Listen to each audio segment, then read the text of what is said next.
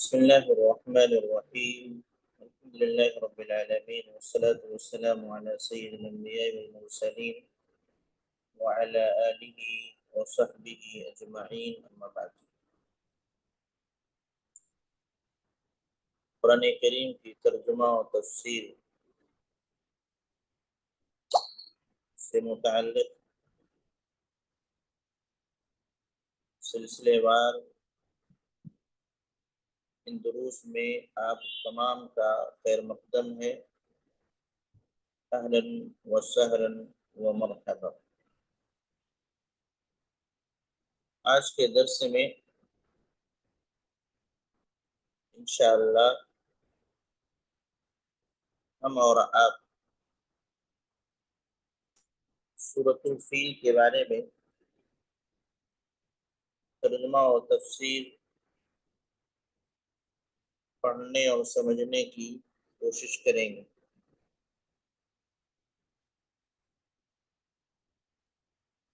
اللہ کے فضل و کرم سے آج کا یہ درس سلسلے کی 11واں درس ہے، جس میں ہم اور آپ 10ویں سورت سیکھنے جا رہے ہیں۔ دعا ہے کہ رب العالمین ہم تمام کو اس کار خیر میں مزید کوشش کرنے کی توفیق دے، اس کو قبول فرما لے، اور ہمارے لیے دنیا و آخرت دونوں جگہ ہمارے اس عمل کو باعث ثواب، باعث خیر بنا، فائدے کا ذریعہ بنا۔ آمین تقبل رب العالمین۔ یہ سورت جس کا نام سورۃ الفیل ہے، مشہور و معروف سورت ہے، اور تقریباً اکثر و بیشتر مسلمانوں کو یہ سورت یاد رہتی، جو بچپن سے ہی ان صورتوں کو ہمیں یاد کرایا جاتا ہے، اور نماز میں ہم اس کا اہتمام کرتے ہیں۔ اس سورت کا نام سورۃ الفیل۔ فیل کا معنی ہوتا ہے ہاتھی، ایلیفینٹ۔ چونکہ اس سورت کے اندر ہاتھی کا ایک واقعہ ذکر کیا گیا ہے اور ہاتھی والوں کا انجام ذکر کیا گیا ہے، تو اس مناسبت سے اس سورت میں فیل ایک لفظ آیا ہے، اسی سے اس سورت کا نام سورۃ الفیل پڑا۔ جو پہلی آیت کریمہ ہے اسی میں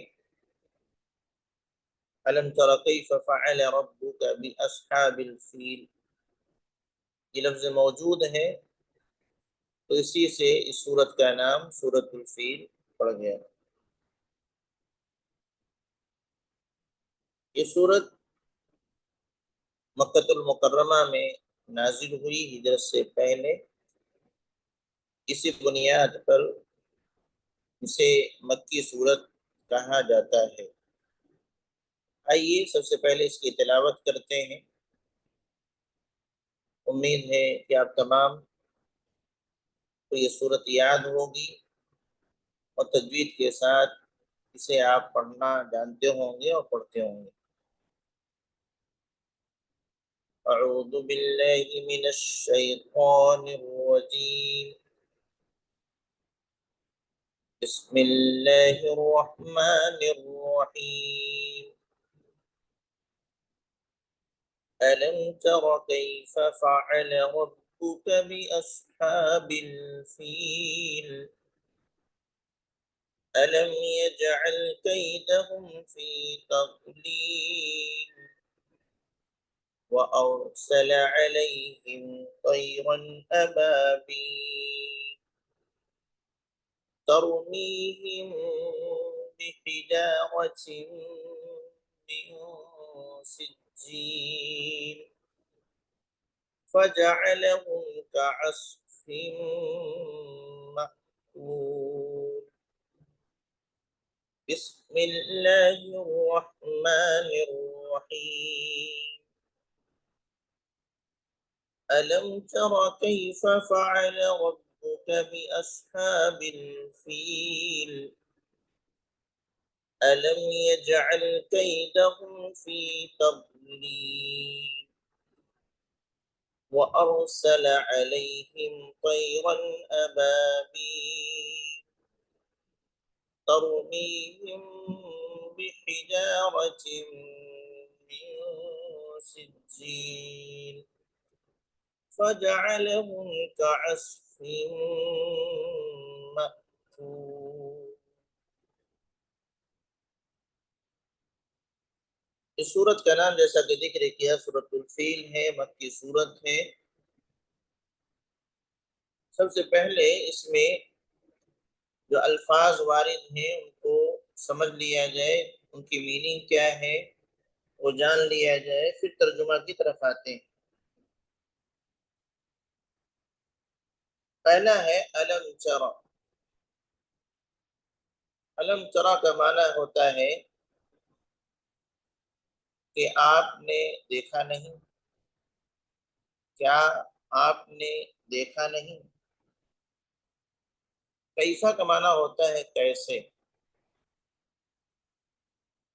فعل کا معنی ہوتا ہے کوئی کام کرنا،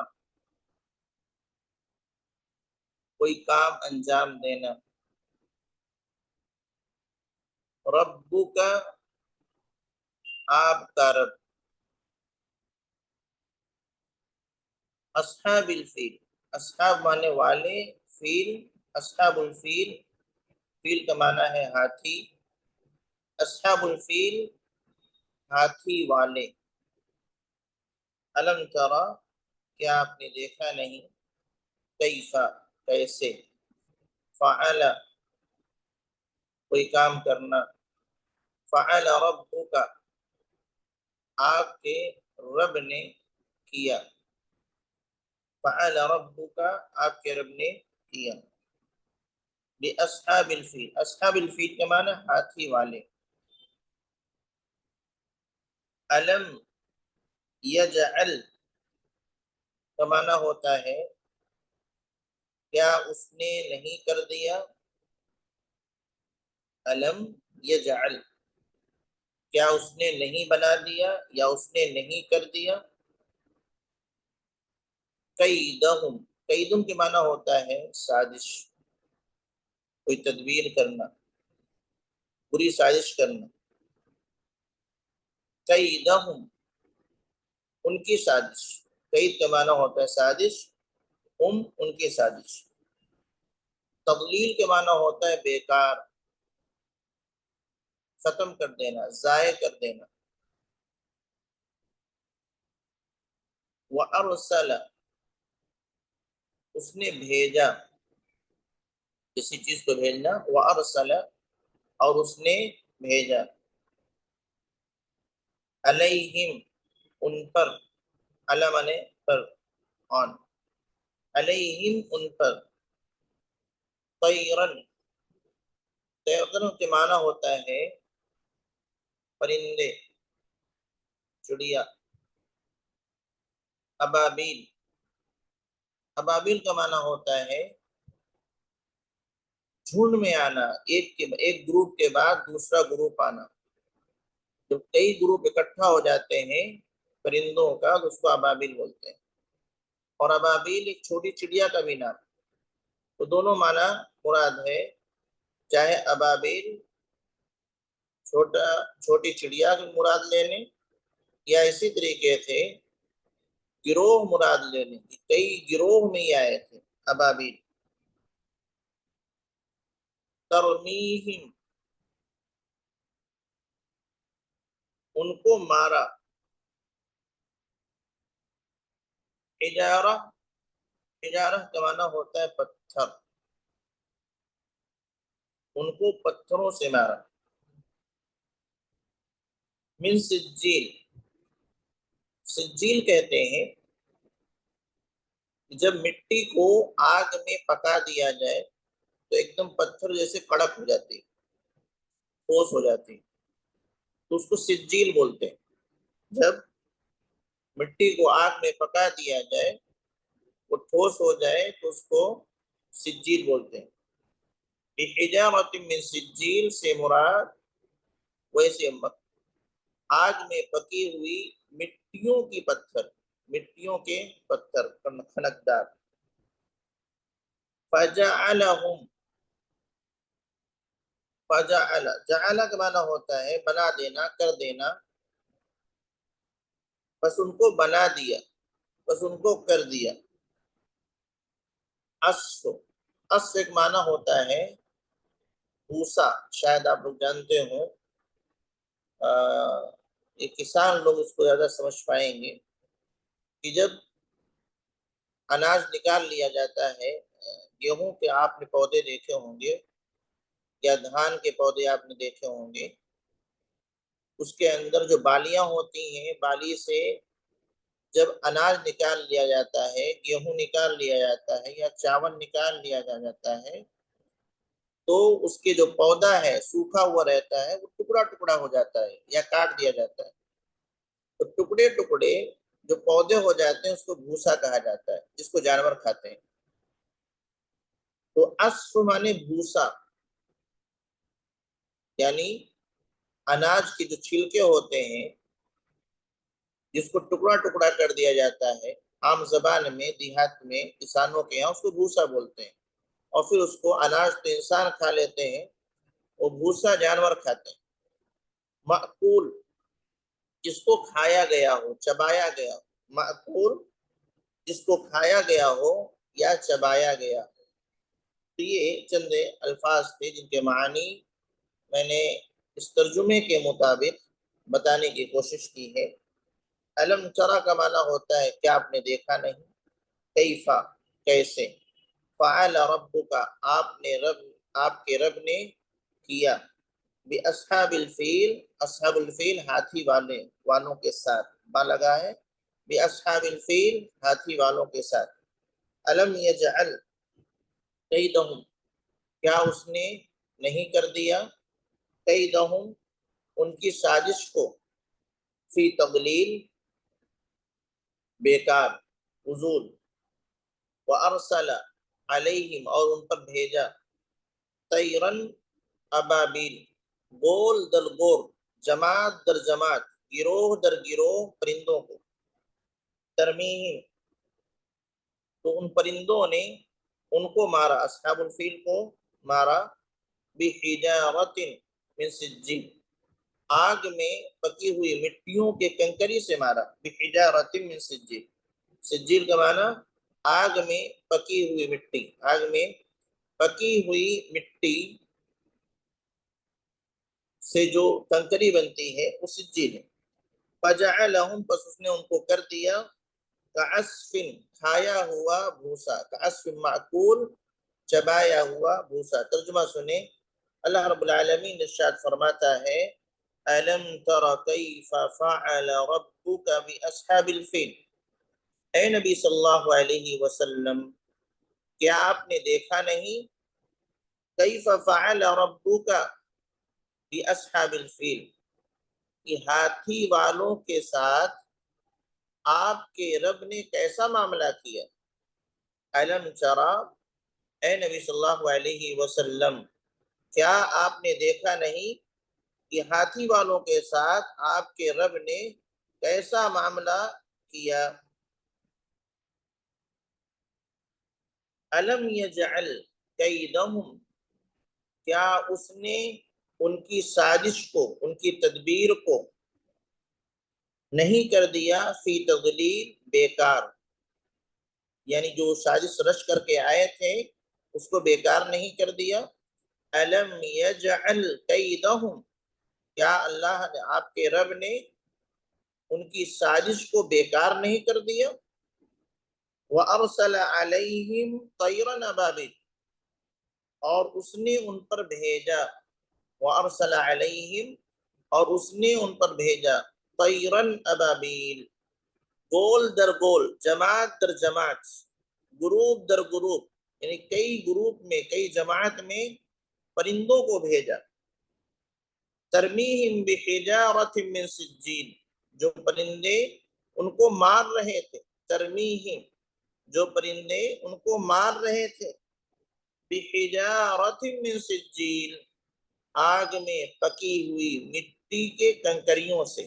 آگ میں، سجیل آگ میں پکی ہوئی مٹی کی کنکریوں سے مار رہے تھے.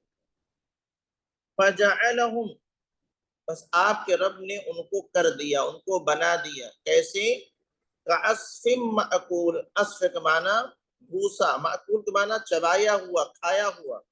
بس ان کو چبایا ہوا، کھایا ہوا بھوسا بنا دیا. فجعلہم کعصف مأکول، بس ان کو چبایا ہوا اور کھایا ہوا بھوسا بنا دیا. دوبارہ میں ترجمہ کرتا ہوں، سماعت فرمائیں.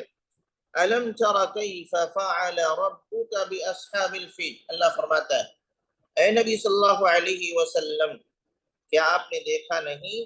کیف فعل ربک، کیسے آپ کے رب نے اصحاب الفیل کے ساتھ، ہاتھی والوں کے ساتھ معاملہ کیا.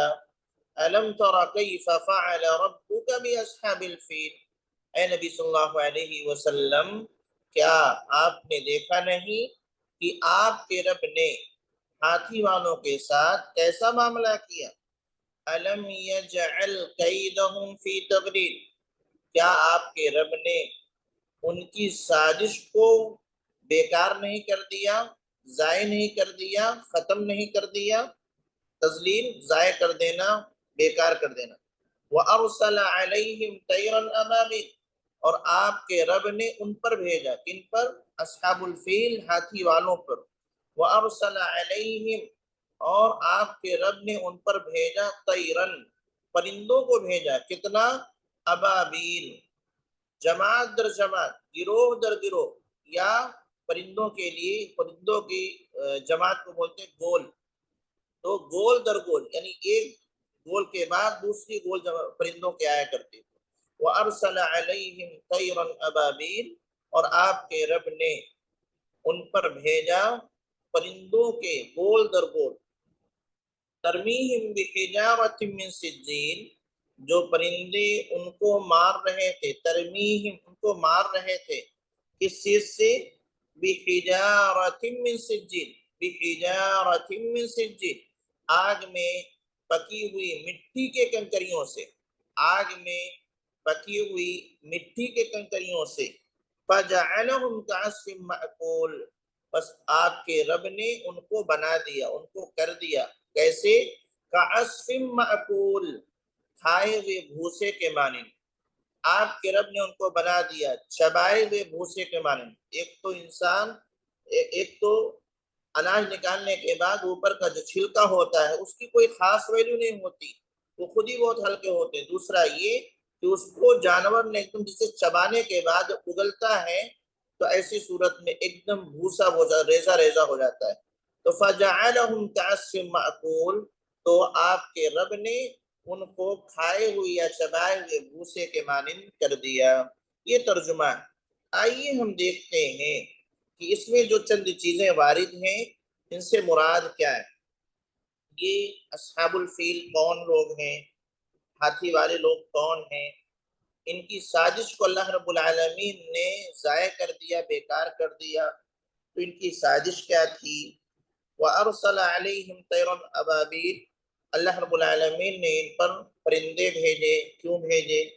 ترمیہم بحجارۃ من سجیل، وہ ان کو کنکریاں مار رہے تھے. فَجَعَلَهُمْ كَعَصْفٍ مَأْكُولٍ، اور ان کو چبائے ہوئے بھوسے کے مانند کر دیا گیا. تو اس کا کیا مفہوم ہے؟ ان تمام چیزوں کو سمجھنے کے لیے اس آیت کریمہ کا جو پس منظر یا اس صورت کو جو پس منظر ہے اس کو سامنے رکھیں، اس واقعے کو یاد رکھیں، تو تمام باتیں، تمام الفاظ کے معنی و مفاہیم سمجھ میں آ جائیں گے. ہوا یوں تھا کہ نبی کریم صلی اللہ علیہ وسلم کی بعثت سے پہلے، آپ کو نبی بنائے جانے سے یا آپ کی پیدائش سے پہلے، ہمیشہ لوگوں نے کعبہ کا احترام کیا. لوگ دور دور سے کعبہ میں حج کرنے کے لیے آیا کرتے تھے۔ نبی کریم صلی اللہ علیہ وسلم جس سال پیدا ہوئے اسی سال کا یہ واقعہ ہے۔ نبی صلی اللہ علیہ وسلم کی جو پیدائش ہے، جس سال پیدائش ہوئی ہے اسی سے چند مہینہ پہلے یہ واقعہ پیش آیا تھا۔ وہ ہوا یوں کہ ہمیشہ لوگ کعبہ کا احترام کرتے تھے، کعبہ کی جانب سفر کیا کرتے تھے، حج کرنے کے لیے آیا کرتے تھے۔ تو حبشہ کا ایک گورنر یمن میں تھا جس کا نام ابرہہ الصباح تھا۔ ابرہہ الصباح اس کا نام تھا۔ وہ گورنر تھا، کس کی جانب سے؟ حبشہ کی جو حکومت تھی، نجاشیوں کی جو حکومت تھی وہ یمن تک تھی۔ تو حبشہ ملک کی جانب سے، وہاں کے بادشاہ کی جانب سے جو گورنر تھا اس کا نام تھا ابرہہ الصباح۔ اس کو لگا کہ پوری دنیا کے لوگ مکہ جاتے ہیں، خانہ کعبہ کی طرف جاتے ہیں، کیوں نہ ہم یہی صنعا، یمن کا جو راجدھانی تھی، جو کیپٹل تھا، صنعا میں ایک اچھا سا گھر بنائے، کلیسا بنائے اور تمام لوگوں کو دعوت دیں کہ آئیں یہاں حج کریں، یہاں عبادت کریں۔ یہ اس کا مقصد تھا۔ چنانچہ اس نے اس طرح کا ایک مکان بنایا، ایک گھر بنایا عالیشان، اور لوگوں کو وہاں آنے کی دعوت دی۔ یہ بات عرب کے لوگوں کو یا مکہ کے لوگوں کو پسند نہ آئی، چنانچہ یہاں کا ایک شخص جا کر کے یمن کے اندر اس گھر میں گندگی مچا دیتا ہے، گندگی کر دیتا ہے، اور اس کے جو قبلہ ہوتا ہے اس جانب جا کر کے گندگی لگا دیتا ہے۔ تو چونکہ یہ ابرہہ بہت طاقتور تھا، اس کے پاس فوج، لاؤ لشکر، افراد تھے، تو یہ طیش میں آ گیا اور اس نے سوچا کیوں نہ اس کعبہ کو ہم ڈھا دیں جس کی وجہ سے مسئلہ پیدا ہوا ہے۔ چنانچہ اس نیت کے ساتھ وہ وہاں سے تقریباً 60,000 کی فوج لے کر کے وہاں سے چلتا ہے، اور پورے لاؤ لشکر کے ساتھ، اور پھر اس میں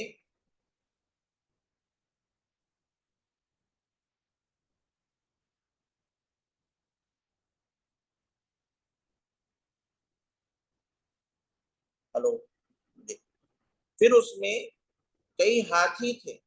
وہ فوج 60,000 کی تھی، اس میں کئی ہاتھیاں تھیں۔ ایک اچھا سا ہاتھی سفید کلر کا جس پر ابرہہ سوار تھا، بقیہ 12-13 اور ہاتھیاں تھیں۔ اس دور میں اتنی ہاتھیاں سب کے پاس نہیں ہوا کرتی تھی، تو وہ لشکر ہاتھی والے کے نام سے مشہور ہو گیا۔ چنانچہ وہ لشکر لے کے آیا، مقصد اس کا کیا تھا؟ کعبہ کو ڈھانا۔ چنانچہ وہاں سے آ کر کے جب منا اور مزدلفہ کے درمیان پہنچا تو ایسی صورت میں مکہ کے لوگوں کو جب خبر ہوئی تو دیکھا کہ اتنا زبردست لشکر لے کر کے کوئی آیا ہوا ہے، کیوں نہ ہم اپنے آپ کو بچانے کے لیے آبادی کو خالی کر دیں، مکہ کو خالی کر دیں، پہاڑیوں میں چلے جائیں۔ چنانچہ پورے مکہ کے لوگ مکہ خالی کر کے پہاڑیوں میں جا کر کے آباد ہو گئے، اور یہ سوچا کہ جو کچھ ہوگا اس کے بعد دیکھیں گے۔ چنانچہ ان کے جانے کے بعد ابرہہ نے نبی کریم صلی اللہ علیہ وسلم کے دادا عبد المطلب جو کعبہ کے متولی تھے، ان کے تقریباً 200 اونٹوں کو پکڑ لیا اور اپنے پاس رکھا۔ جب یہ بات نبی کریم صلی اللہ علیہ وسلم کے دادا عبد المطلب کو پتہ چلی تو وہ ابرہہ کے پاس گئے اور کہا کہ میرے اونٹ میرے حوالے کر دو۔ یہ سوچ کر کے ابرہہ کو بڑا تعجب ہوا کہ بتائیں، جس گھر کا اسے متولی بنایا گیا ہم اس کو ڈھانے کے لیے آئے ہیں، یہ بندہ اس گھر سے متعلق گفتگو نہیں کر رہا ہے، یہ بات کر رہا ہے تو اپنے اونٹوں کی بات کر رہا ہے کہ میرے اونٹ دے دیجیے۔ چنانچہ وہ پوچھتا ہے کہ ایسا کیوں ہے کہ تم خانہ کعبہ سے متعلق گفتگو نہ کر کے اپنے اونٹوں سے متعلق گفتگو کر رہے ہو، مقصد کیا ہے؟ تو انہوں نے کہا کہ وہ گھر اللہ کا ہے، جس کا گھر ہے وہ گھر بچا لے گا۔ یہ اونٹ میرا ہے، اس کا مالک میں ہوں، لہذا میں نے اپنے اونٹ آپ سے مانگے، وہ اونٹ میرے حوالے کر دیں۔ وہ گھر اللہ کا ہے، اس گھر کی حفاظت اللہ کر لے گا، اس کے متعلق ہمیں گفتگو کرنے کی ضرورت نہیں ہے۔ چنانچہ ابرہہ نے ان کے اونٹوں کو واپس کر دیا اور پھر اس کے بعد یہ آگے بڑھا۔ تو مینا و مزدلفہ کے قریب کے بیچ میں ایک وادی آتی، وادی محسر۔ اس محسر میں، اس وادی میں ابرہہ کا لشکر ابھی خیمہ زن تھا کہ اللہ رب العالمین کی جانب سے یہ پرندے بھیجے گئے، چھوٹے چھوٹے پرندے، اور جو ہے کثیر تعداد میں، بہت زیادہ مقدار میں بہت زیادہ پرندے بھیجے گئے۔ ان پرندوں کے چونچ میں اور ان کے پنجوں میں ایک چھوٹی چھوٹی، بعض مفسرین نے لکھا ہے کہ چنے سے بھی چھوٹی مقدار کی کنکڑی تھی، اور انہوں نے کیا کیا کہ وہ کنکریاں لا لا کر کے اس لشکر پر برسانا شروع کر دیا۔ اب اتنی مقدار میں تھی، وہ چھوٹی کنکری ضرور تھی لیکن خطرناک تھی۔ کیوں؟ وہ اللہ کا عذاب تھا، جس کو بھی لگتی تھی اس کے ہاتھ پیر جھڑنے لگتے تھے، سڑنے لگتے تھے، گلنے لگتے تھے۔ اور جب وہ کنکری برسنا شروع ہوئی تو یہ سب کے سب بھاگ کھڑے ہو گئے، وہ ہاتھیاں بھی بھاگ کھڑی ہوئی۔ حالانکہ کنکریاں سب کو نہیں لگ رہی تھی، لیکن جس کو لگ رہی تھی اس کو ہلاک کر دے رہی تھی۔ تمہارے ڈر کے سب بھاگے، ایک دوسرے کو رونتے ہوئے چلے گئے۔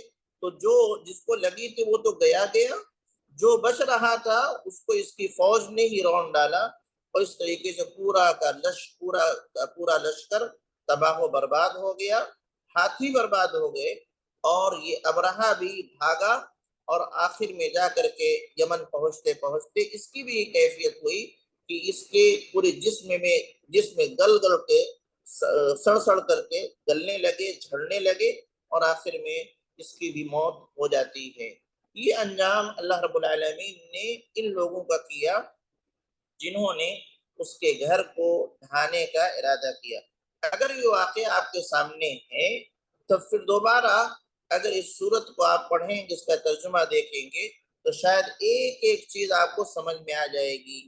أَلَمْ تَرَ كَيْفَ فَعَلَ رَبُّكَ بِأَصْحَابِ الْفِيلِ، اے نبی صلی اللہ علیہ وسلم، کیا آپ نے دیکھا نہیں کہ آپ کے رب نے ہاتھی والوں کے ساتھ کیا کیا؟ اب پورا واقعہ ذہن میں آ گیا کہ ان کے ساتھ آپ کے رب نے، ہمارے رب نے کیا کیا، ان کو ہلاک و برباد کر دیا۔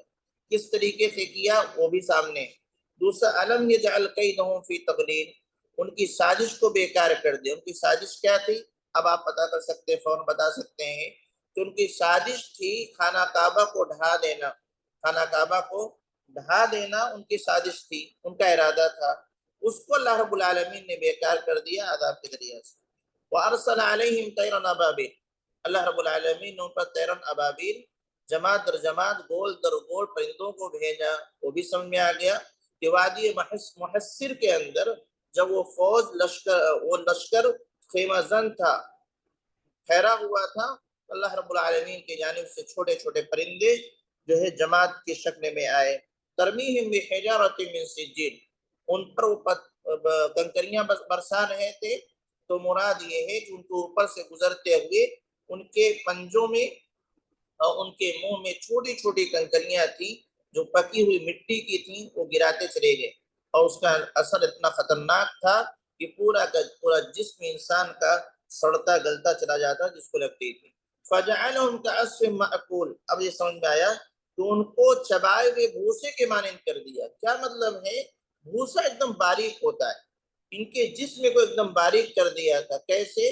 کہ جب کنکڑی ان کو لگتی تھی تو اس کی وجہ سے ان کے جسم میں گل کر کے، سڑ کر کے جھڑنے لگتے تھے، یعنی ایک ایک حصہ گوشت کا ایک ایک ٹکڑا ایک دم باریک ہو کر کے بدن سے جھڑنے لگتے تھے۔ اس طریقے سے چبائے ہوئے بھوسے کے مانند کر دیا، یہ اللہ رب العالمین فرما رہا ہے۔ تو بہرحال نبی کریم جناب محمد رسول اللہ صلی اللہ علیہ وسلم کو اللہ رب العالمین نے اس واقعے کی یاد دلائی۔ کیا مقصد ہے یاد دلانے کا؟ کہ آپ نے دیکھا نہیں کہ اصحاب الفیل کے ساتھ کیا معاملہ ہوا، آپ کے رب نے کیا کیا۔ در حقیقت اللہ رب العالمین پیارے نبی صلی اللہ علیہ وسلم کو اس واقعے کی یاد دلانا چاہتا ہے، اور اس کے ذریعہ سے بتلانا چاہتا ہے کہ آپ کا رب ہر چیز پر قادر ہے۔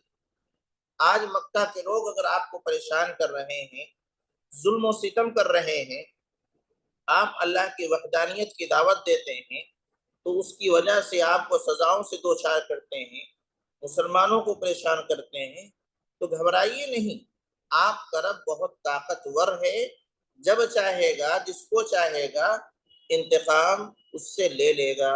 تو آپ گھبرائیے نہیں، اس واقعے کو یاد رکھیے کہ اس سے ایک دور وہ بھی تھا کہ 60,000 کا اتنا بڑا لشکر آ رہا تھا، اللہ رب العالمین نے معمولی چڑیوں کے ذریعے سے ان کو ہلاک و برباد کر دیا۔ تو آپ بھروسہ رکھیں، اپنے رب پر اعتماد رکھیں۔ گویا کہ اس واقعے کو سنا کر کے اللہ تعالیٰ پیارے نبی صلی اللہ علیہ وسلم کی حوصلہ افزائی کر رہا ہے، ہمت بڑھا رہا ہے، اور یہ کہ جو اور ظالمین ہیں ان کو بھی بتا رہا ہے کہ جو بھی ظلم کرے گا، اللہ کی جو بھی اللہ کے گھر کی طرف ترچھی نگاہ سے دیکھے گا، اللہ رب العالمین اس سے اسی طریقے سے نپٹے گا۔ تو یہ اصل مقصد ہے اس صورت کو نبی کریم صلی اللہ علیہ وسلم پر نازل کر کے نبی صلی اللہ علیہ وسلم کی حوصلہ افزائی کرنا۔ نبی کریم صلی اللہ علیہ وسلم نے اس واقعے کو دیکھا نہیں تھا، اس وقت آپ پیدا نہیں ہوئے، اس کے چند مہینوں کے بعد آپ کی پیدائش ہوئی۔ تو کیا مراد اللہ فرماتا ہے الم تر کیف فعل ربک باصحاب الفیل، کہ کیا آپ نے دیکھا نہیں کہ آپ کے رب نے ان ہاتھی والوں کے ساتھ کیا معاملہ کیا۔ اس سے مراد یہ ہے کہ یہ واقعہ اتنا مشہور ہو گیا تھا، اتنا مشہور ہو گیا تھا کہ بڑا حادثہ تھا، اس دور کے تمام لوگوں کو یہ بات ایک دم پختگی کے ساتھ یاد تھی، اور تمام گواہان موجود تھے۔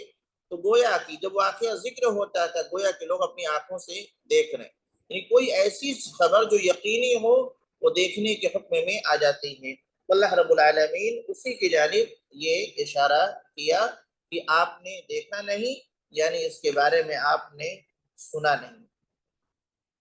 یہاں ایک سوال یہ ہے کہ مکہ میں وہ تو حرمت والی جگہ ہے، اور وہاں پر اس قدر قتل و غارت گری جو ہوئی، جو اللہ رب العالمین نے لوگوں کو ہلاک کیا، ایک وقت آیا تھا کہ نبی کریم صلی اللہ علیہ وسلم جس سال مکہ کو فتح کیا آپ نے سن 8 ہجری میں، تو مکہ میں جب داخل ہوئے تو مکہ کی جو حرمت ہے، خانہ کعبہ کی وجہ سے اللہ رب العالمین نے جو اس کو حرمت برقرار رکھا ہے کہ وہاں کوئی قتل و غارت گری نہیں کی جائے گی۔ تو نبی کریم صلی اللہ علیہ وسلم داخل ہوئے تو بعض صحابہ کرام نے یہ سمجھا کہ شاید مکہ کے حرمت کو حلال قرار دے دیا گیا ہے کہ اب وہ حرمت باقی نہیں رہی، یہاں اب قتل و غارت گری کی جا سکتی ہے، یا یہاں لوگوں کے مال کو لوٹا جا سکتا ہے، وغیرہ وغیرہ گناہ کے کام جو ظلم و ستم ہوتے ہیں وہ کیے جا سکتے ہیں۔ اس طرح کی سوچ بعض لوگوں کی آئی۔ اللہ کے نبی صلی اللہ علیہ وسلم نے فرمایا کہ اس کی حرمت ہمیشہ تھی، ہمیشہ رہے گی۔ یہ 3 دن کے لیے اللہ رب العالمین نے، یا چند لمحات کے لیے، مطلب چند لمحات کے لیے اس کے حرمت کو اللہ تعالیٰ نے اٹھا لیا تھا تاکہ اپنے نبی کو وہاں آباد کرا دے، اپنے نبی کو وہاں بسا دے۔ اس لیے اس کی حرمت کو چند لمحات کے لیے، تھوڑے وقفے کے لیے اٹھا لیا گیا، پھر اللہ نے فرمایا اب ہمیشہ ہمیش کے لیے اس کی حرمت باقی رہی۔ اس واقعے کو دیکھیں اور پھر فتح مکہ کو دیکھیں، دونوں میں ایک چیز آپ کو دکھے گی کہ جس طریقے سے ابرہہ کے لشکر کا مقابلہ کرنا لوگوں کی بس کی بات نہیں تھی، اللہ رب العالمین نے خود جو ہے اس سے نپٹ لیا، اس سے انتقام لے لیا۔ اسی طریقے سے مکہ میں جب مسلمانوں کو ستایا جا رہا تھا، جب ظلم کیا جا رہا تھا، کسی کو زمین میں گھسیٹا جا رہا ہے، پتھروں پر گھسیٹا جا رہا ہے، آگ میں تپایا جا رہا ہے وغیرہ، تو اس پوزیشن میں مسلمانوں کو دیکھ کر کے کوئی سوچ نہیں سکتا تھا کہ ایک دن آئے گا کہ مسلمان یہاں ایک فاتح کی شکل میں اس مکہ کے اندر داخل ہوں گے، کسی کے گمان میں نہیں تھا۔ جس طریقے سے ابرہہ کے لشکر کا مقابلہ کرنا کسی کے گمان میں نہیں تھا، اسی طریقے سے مسلمانوں کی مکی زندگی کو دیکھ کر کے کسی کو گمان نہیں تھا کہ ایک دن مسلمان یہاں غالب آ جائیں گے۔ وہاں ابرہہ کے لشکر کا بھی اللہ رب العالمین نے مقابلہ کیا، اللہ رب العالمین نے خاتمہ کیا۔ اسی اللہ نے اپنے نبی کو بھی لا کر کے مکہ میں غلبہ دلایا اور ایک فاتح کی حیثیت سے مکہ کے اندر داخل فرمایا۔ دونوں کام رب العالمین نے کیا، دونوں کام اللہ رب العالمین نے کیا۔ اور یہاں نبی صلی اللہ علیہ وسلم کو فاتح قرار دینے کے لیے، مکہ میں غلبہ دلانے کے لیے تھوڑی سی مکہ کی حرمت کو اٹھانے کی نوبت آئی تو اللہ رب العالمین نے تھوڑی سی اس کی حرمت کو اٹھا لیا تاکہ اگر کوئی مقابلے میں آئے تو ان کی گردن کو مارا جا سکے۔ یہ اصل دونوں واقعے میں ایک مناسبت ہے، یعنی ابرہہ کا لشکر کا مقابلہ کرنا اور کفار مکہ کا مقابلہ کرنا، اور مقابلہ کر کے اہل ایمان کو مکہ پر غلبہ دلانا، یہ اللہ رب العالمین کی جانب سے ہی تھا، مسلمانوں کی بس کی بات نہیں تھی۔ اسی طریقے سے آئیے ہم دیکھتے ہیں کہ اس صورت سے ہمیں کیا پیغام ملتا ہے۔ کئی چیزیں ہیں جو ہمیں ہمیشہ اپنے سامنے رکھنا چاہیے۔ پہلی چیز تو یہ ہے کہ اللہ رب العالمین اپنے گھر کی حفاظت کے لیے کافی، اللہ تعالیٰ اپنے گھر کی حفاظت کے لیے کافی۔ مکہ کی حفاظت اللہ رب العالمین نے خود کیا۔ ابو طالب متولی تھے، اس کے ذمہ دار بنائے گئے تھے، لیکن جب انہوں نے دیکھا کہ اس لشکر کا ہم مقابلہ نہیں کر سکتے تو انہوں نے معاملہ سیدھا اللہ کے حوالے کر دیا۔ پتہ یہ چلا کہ انسان اپنی استطاعت بھر اپنے دین کے دفاع کرے گا، اپنی مسجدوں کے دفاع کرے گا، لیکن جہاں استطاعت سے باہر ہے وہاں صبر کرتے ہوئے معاملہ اللہ کے حوالے کر دے گا، معاملہ اللہ کے حوالے کر دے گا۔ یہی طریقہ رہا ہے، یہی طریقہ رہا ہے کہ جتنی ہمارے اندر طاقت ہے اس طاقت کے اعتبار سے، استطاعت کے اعتبار سے ہم اللہ کے گھر کی حفاظت کرنے کی کوشش کریں، اور اگر یہ دیکھیں کہ ہم اب اس کی حفاظت نہیں کر سکتے، سامنے بہت بڑا لشکر ہے یا بہت خطرناک لوگ ہیں جن کا ہم مقابلہ نہیں کر سکتے، تو ایسی صورت میں ہمیں صبر کرنا ہے اور معاملہ اللہ کے حوالے کر دینا۔ یہی معاملہ ابو طالب نے کیا، عبد المطلب نے کیا تھا، اور اللہ رب العالمین نے اپنے گھر کی حفاظت فرما دی۔ یہی چیز ہمیں اپنے وطن عزیز کے اندر کرنا ہے کہ جب لوگوں کی نگاہ، غلط نگاہیں اللہ کے گھر کی جانب اٹھنے لگیں تو ہمارا اور آپ کا فریضہ یہ ہے کہ حکمت کے ساتھ قانونی کارروائی کرتے ہوئے جو کچھ کر سکتے ہیں وہ کریں، لیکن مزاحمت کا راستہ، ٹکراؤ کا راستہ اس ماحول میں مناسب نہیں ہے۔ ہمیں صبر سے کام لینا چاہیے۔ اللہ تعالیٰ ضرور کوئی راستہ نکالے گا، اللہ رب العالمین ضرور اس کی حفاظت کر لے گا۔ اس کا یہ مطلب نہیں ہے کہ ہم بالکل کوشش نہ کریں، کوشش کریں گے لیکن حکمت کے ساتھ اور جو ہے قانونی راستہ اختیار کرتے ہوئے اس طریقے سے اس کی حفاظت کی کوشش کی جائے گی، باقی معاملہ اللہ کے حوالے۔ یہاں یہ بات بھی کہنا چاہتا ہوں کہ کوشش کرنے میں ایک بڑی کوشش ہماری یہ بھی ہو سکتی ہے کہ ہم اللہ کے گھر کو آباد رکھیں، ہم اللہ کے گھر کو آباد رکھیں۔ آج مسلمانوں کا ایک بڑا طبقہ ہے جو مسجدوں سے محبت رکھتا ہے، غیر مسلم اگر اس کی جانب غلط نگاہ اٹھاتا ہے تو اس کے لیے لڑنے مرنے کے لیے تیار ہو جاتا ہے، لیکن اس گھر کی حفاظت کے لیے اس کو آباد نہیں کرنا چاہتا، جبکہ حفاظت کا بہترین طریقہ ہے کہ اس گھر کو آباد کیا جائے، پنج وقتہ نماز کا اہتمام کیا جائے۔ آپ دیکھ لیں جتنی بھی مساجد اس طریقے سے آباد رہی ہیں ان کے ساتھ کوئی معاملہ نہیں ہوا۔ عموماً انہی مسجدوں کے ساتھ معاملہ ہوتا ہے جن مسجدوں کو لوگوں نے آباد کرنا چھوڑ دیا، ویران چھوڑ دیا، یا صرف چند لوگ، گنے چنے لوگ آتے تھے، نماز پڑھتے تھے، چلے جاتے تھے، آس پاس کے کوئی بسنے والا نہیں تھا، دیکھ ریکھ کرنے والا نہیں تھا، اسی کے ساتھ تو حفاظت تو کرنا ہے، تدبیر کے حکمت کے ساتھ کرنا ہے، کوشش کرنا ہے، طاقت بھر کرنا ہے۔ تو طاقت بھر میں ایک طاقت یہ ہے کہ ہم 5 وقتہ نماز کا اہتمام کریں، مسجدوں کو جا کر کے آباد کریں۔ مسجد جو آباد کریں گے تو ایسی صورت میں خود بخود اس کی حفاظت ہوتی چلی جاتی ہے۔ اسی طریقے سے جس کے پیپر ورک وغیرہ ہے وہ مضبوط کرنا چاہیے، جو قانونی پیچیدگیاں ہیں اس کو دور کرنے کی کوشش کرنا چاہیے، تاکہ دوسرے لوگوں کو اس کی جانب آنکھ اٹھانے کا موقع نہ ملے۔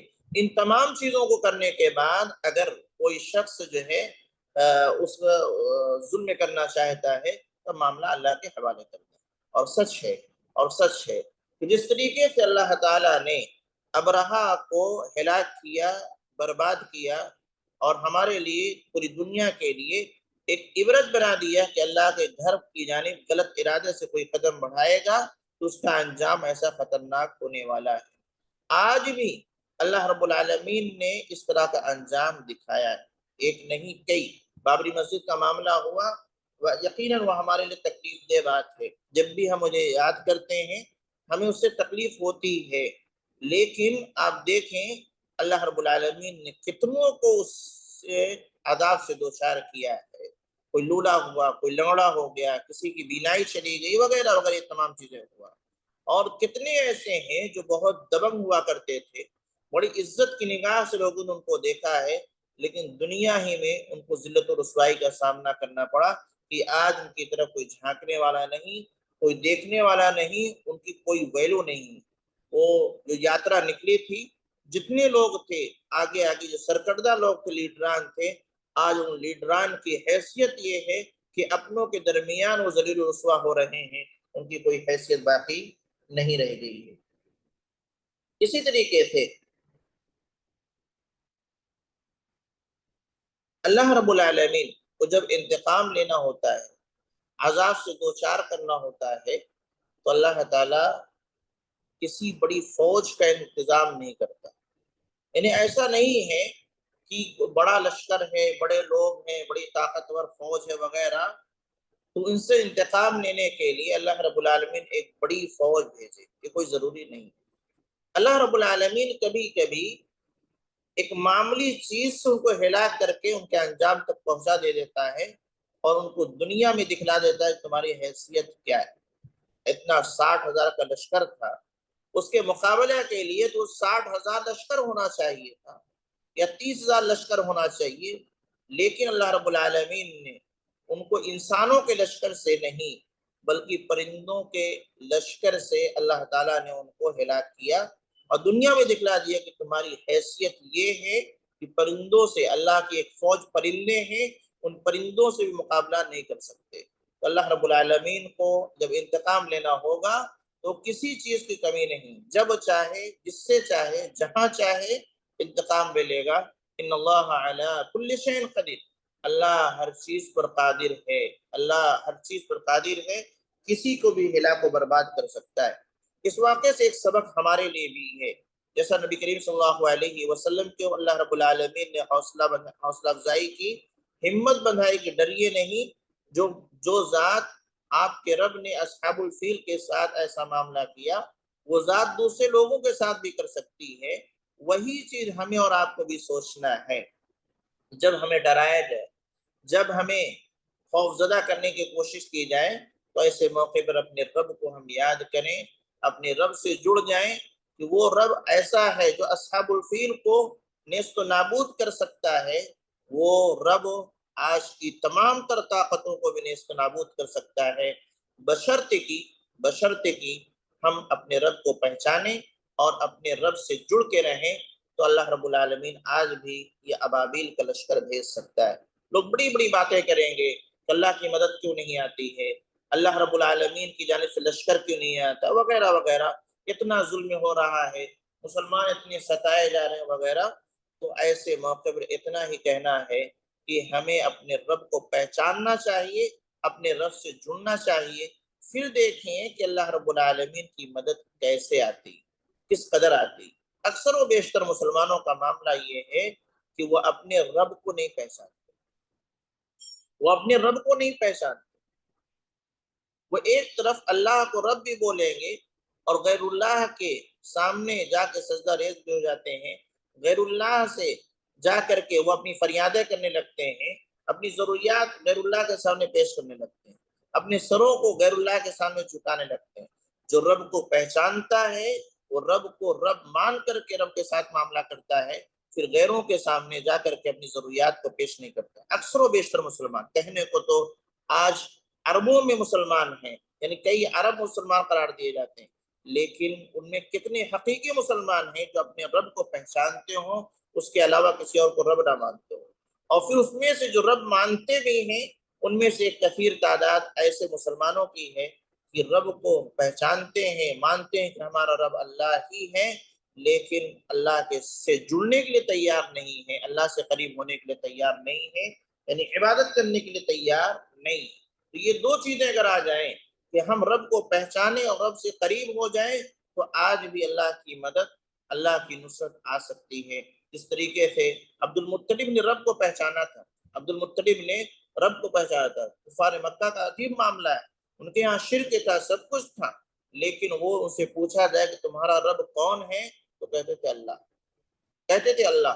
تو وہ رب کو رب پہچاننا کرتے تھے، لہذا آج بھی ہم رب کو رب پہچانتے کی حیثیت سے جانے مانے اور اللہ سے قریب ہوں تو ضرور اللہ کی مدد، اللہ کی نصرت ضرور آنے والی۔ دوبارہ گزارش ہے آپ تمام لوگوں سے کہ جو سورت کو پڑھایا جاتا ہے اس کے الفاظ و معنی اپنے نوٹ بک میں لکھتے رہیں، اور پھر جو ہے اس کو سامنے رکھ کر کے، قرآن کا مصحف سامنے رکھ کر کے ریویژن کریں، کوشش کریں تھوڑا سا کہ ہم ترجمہ کر پاتے ہیں کہ نہیں، انشاءاللہ اس سے بڑا فائدہ ہوگا۔ جزاکم اللہ خیر، بارک اللہ فیک۔